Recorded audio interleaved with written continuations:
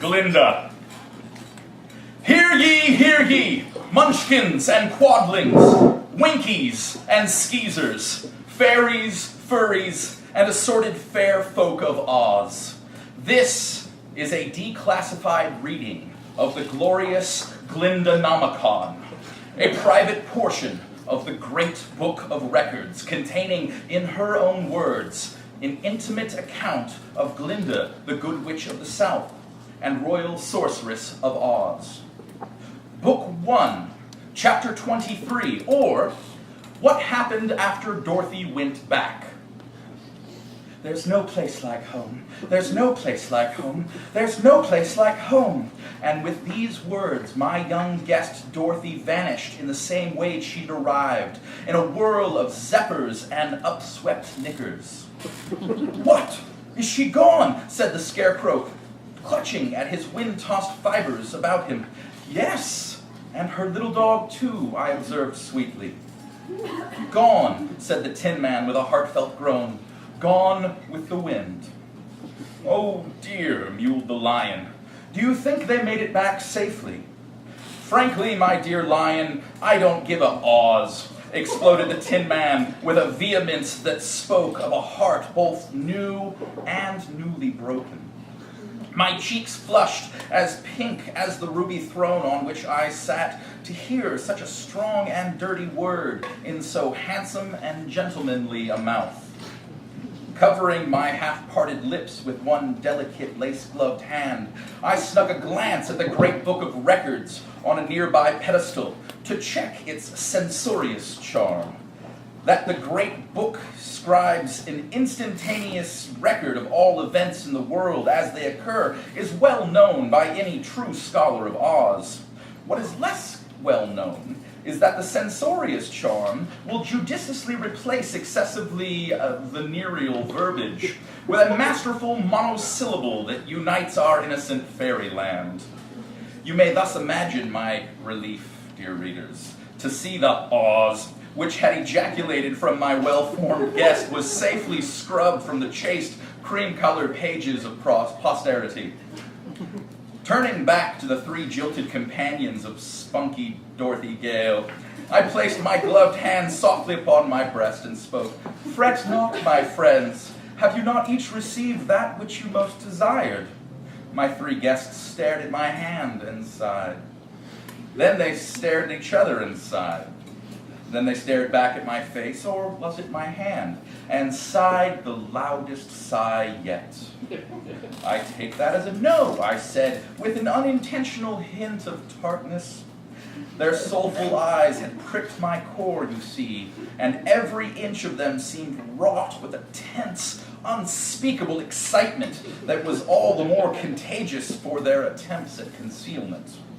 Come now, come! Placing my hands on my hips, I huffed up my chest and assumed a more commanding position. I am Glinda, the Good Witch of the South, obliged by my witchocratic oath to do everything in my power to bring happiness and contentment to my loyal subjects. Unburden yourselves unto me. They gushed forth all at once. My wizard's wishes were humbug, humbug! A silk heart of sawdust? Snake oil for courage? A dram of wheat bran for brains? Good Glinda, his wishes were bunk! Well, as the wizard may have left you hanging, but I will not leave you dangling in the breeze by Oz. Speak what you truly desire of Glinda the Good. I want an Oz that doesn't stay erect all the time, said the Tin Man, extruding the most remarkably sculpted specimen of permanently engorged Tinman Smith that my astonished eye had ever seen. And I want an Oz that doesn't pop out barbs when I'm about to Oz-jaculate, said the Lion, displaying a long pink Oz studded with an enormous amorous arsenal of stiff spines. And I want an Oz that I can Oz with, period. No barbs and no Ozzing barbs, said the Scarecrow, hauling down his patchwork trousers and showing off a blasted heath of hay. Do you know how awed up it is to watch Dorothy Ozzing her jailbait Oz like some Nabokovian Oz tease? While these two Oztards use me as a mattress, or worse, a sponge? Hearing the bracingly frank nature of my guest's desires made me glad of the semi-transparent sphere in which I am wont to contain myself. That glistening barrier now concealed a blush that had spread by now from my formerly pure white cheeks to the root of my russet red hair. The Tin Man intruded into my thoughts. I can't Oz-jaculate either, you know. Blame the lion for all that sponging. I'm an adult African lion, he roared in response. I can Oz every 15 minutes for 3 days straight without sleeping. Too bad you only last 15 seconds at a time, lectured the Scarecrow pedantically. That's 15 more seconds than 0, growled the great beast, and for a moment I thought all three would go at it right in front of me. I slid my hand down into my bodice to lay fingers onto a thing that often gave me solace in tempests like these. It was a slender silver wand with which all goodly magic was worked, and I gripped its shaft tightly as I rose erect to quell their quarrel. My dearest gentlemen, I said sweetly, show me again those objects, or lack thereof, that are the source of your woes, so that I may grant each owner what he wishes. They presented themselves against my pearly bubble all at once, but were stymied by my transparent membrane. Gentlemen, please!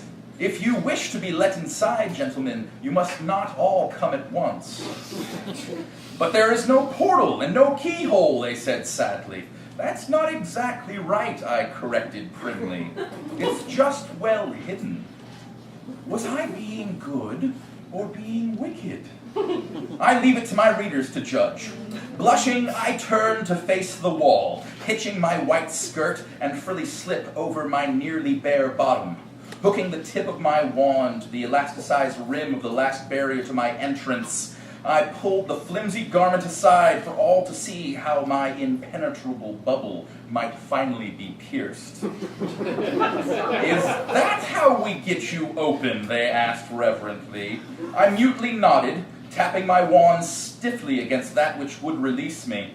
Closing my eyes and thinking of Oz, I gasped out the 3 dirtiest words of my life. Lick my glass.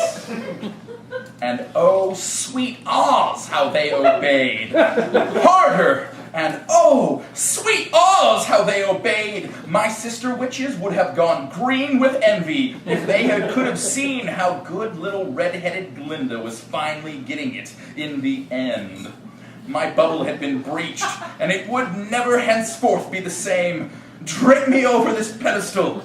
Never mind that book, just Oz me. Harder, deeper, yes, Oz every Oz of me, till I Oz all over your faces like a dirty Ozly, Ozing, Oz, you Ozing perverts. I'm melting, I wickedly cried, and all cried with me wickedly. I'm melting, melting. At this point onward, no small amount of the Great Book of Records is illegible, due to some sort of water damage. Oh well, such are the mysteries of the Glendonomicon and the wonderful land of Oz.